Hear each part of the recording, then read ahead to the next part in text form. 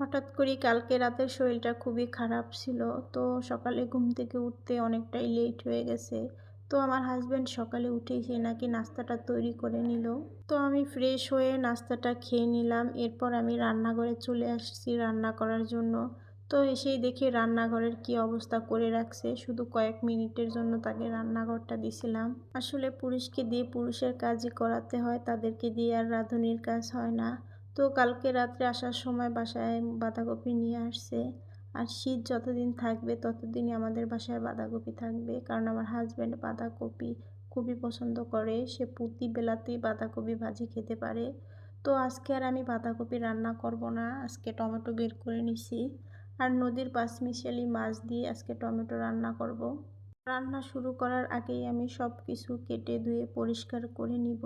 ইদানিং আমার ফেসবুক জার্নিতে আমার হাজব্যান্ড খুবই আমাকে সাপোর্ট করে। আসলে একটা মেয়ের ফেসবুক জার্নির ক্ষেত্রে প্রথম সাপোর্টটাই কিন্তু তার হাজব্যান্ডের থাকা উচিত। আর দ্বিতীয় সাপোর্ট হলো তার মায়ের। একটা সময় আমার হাজব্যান্ড এগুলো একদমই পছন্দ করতো না, আমাকে বারবারই বলতো তুমি এগুলা ছাড়বা না, এগুলো আমার ভালো লাগে না। পরবর্তীতে তাকে আমি বুঝিয়ে আবারও কাজ করা শুরু করে দিলাম। তো এখানে আমি হাতে মেখে নদীর পাঁচমিশালি মাছ রান্না করব।